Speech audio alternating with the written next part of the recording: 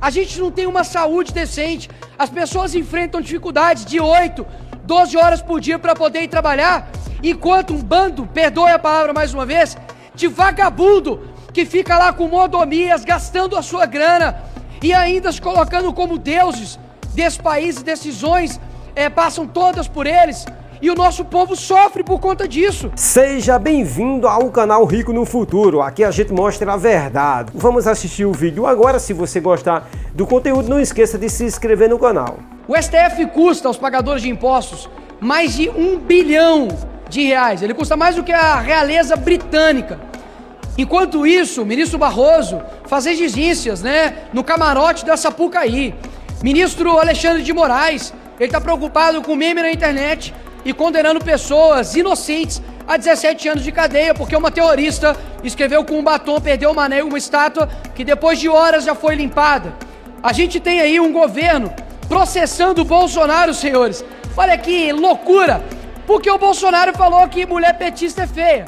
Agora a gente é obrigado a achar a petista bonita. É só o Lula mesmo para poder falar que a Gleice é uma delas. É inacreditável como num Brasil que tem 100 milhões de pessoas que não tem saneamento básico, e peço perdão aqui pro meu palavreado, não tem aonde defecar, 32 milhões de pessoas que não têm água potável, ministros do STF preocupando com banalidades, colocando um dedo em coisas que não são de sua competência.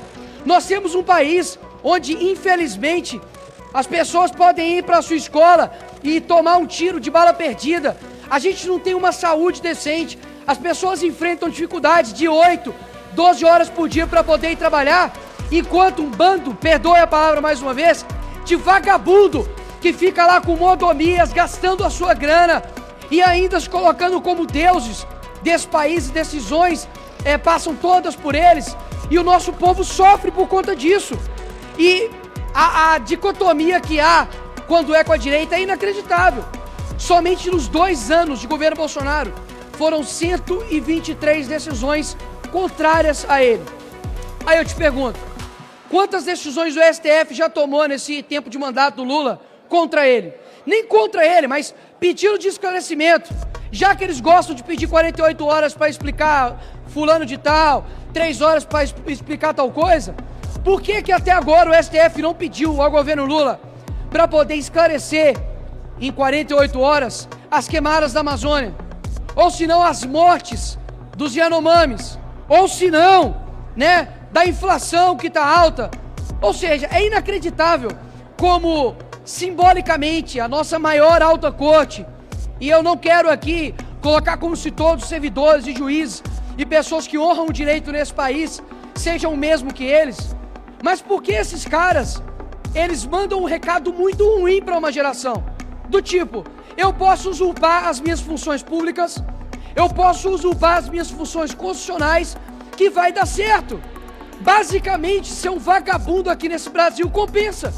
Não é à toa que tem um safado aqui nesses corredores que foi condenado. E inclusive tem provas em áudio de sua rachadinha e simplesmente fala, ops, vou pagar aqui e vai ficar tudo certo e esse cara tá livre. Inclusive, essa casa tem um dever moral de caçar esse cara, porque afinal de contas, o crime não pode compensar aqui nesse país. Então qual que é o recado que os nossos juízes, pessoas que deveriam ser guardiões da Constituição, estão dando para o país? Você jovem, você adolescente, aí um exemplo para o seu filho, de que crime nesse país compensa. Não é à toa que um ex-presidiário é presidente do país. Não é à toa que uma assaltante de banco virou presidente de banco. Ou seja, se eles podem, você também consegue. É esse recado que está passando. Só vai ter uma mudança real nesse país quando homens e mulheres deixarem de ser escravos de um Estado que é preguiçoso, um Estado que ajuda a criminalidade e, principalmente, parar de acreditar nas mentiras desse lado de cá, desse plenário que é a esquerda. Porque muitas das vezes, senhores, eu confesso, eu olho para, infelizmente, uma região do nosso país que é enganada, que é amordaçada pela esquerda, como, por exemplo, o Nordeste, e eu falo, mas não é possível. São anos e anos como o Maranhão, que teve o Flávio Dino como governador, como o pior índice de desenvolvimento humano. e ainda continua fazendo a mesma escolha. Como isso é possível? Porque, infelizmente, o nosso país foi adestrado a pensar somente no final de semana. Senhores, se vocês querem alterar esse país, comece alterando a matéria-prima política que nós temos. Isso daqui é um mero reflexo do que uma boa parcela da população é. Nós viemos para cá, a gente tem um gasto gigantesco público para poder, por exemplo, votar Dia Nacional do Axé. Realmente, não deve ter coisa mais importante aqui no nosso país do que a gente fazer isso. Eu clamo à nação brasileira para que nas próximas eleições, e não pense somente em eleições, porque a mudança do Brasil passa por cada um de nós, mas que nessas próximas eleições, esse Congresso ele tem que ser alterado. Mas mais do que os deputados, os senadores da República precisam ser escolhidos com uma métrica, e eu digo qual? Quem não tiver compromisso em pautar impeachment e votar favorável a impeachment de ministro do STF, para mim não serve. Muitos dizem a respeito da experiência, de idade, porque não tem, é muito sonhador, é muito ilusório, mas olha aonde os velhos, os experientes do Brasil nos levaram. Meus parabéns! A culpa de hoje termos 100 milhões de pessoas sem saneamento básico é de quem governou esse país por mais de 16 anos. A culpa dos recordes de queimadas da Amazônia é de quem governou esse país por mais de 16 anos.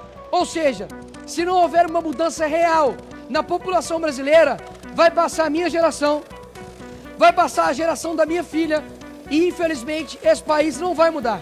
Mas aqueles que ainda têm uma certa esperança que isso aqui possa, de fato, colocar o Brasil para frente e ter um país, de fato, completamente modificado, não percam a esperança de vocês. Porque, como eu sempre digo, a esperança somos nós. A gente precisa acreditar que boas pessoas em bons locais podem alterar o rumo do nosso país. Eu não tenho dúvidas que tudo o que a esquerda deseja de você é que você desista, que você não acredite nesse país, que essa bandeira aqui de trás, ela se torne uma bandeira, assim como a nossa Constituição, invalidada, inútil, mas eu acredito que quando os bons eles se levantam, até mesmo os maus, eles começam a olhar para dentro e falam, poxa, eu acho que não vale tanto a pena ser assim. Não é possível que o Brasil ficará escravo de uma ideologia ultrapassada, de poucas pessoas que detêm o poder, e a gente vê o nosso país num futuro que nunca chega. É praticamente a forma que eu tenho para poder falar com a população brasileira, enquanto ainda há tempo, de deixar aqui algumas verdades, de que, custe o que custar, eu jamais vou abandonar o meu país tão amado, chamado Brasil. Obrigado, presidente.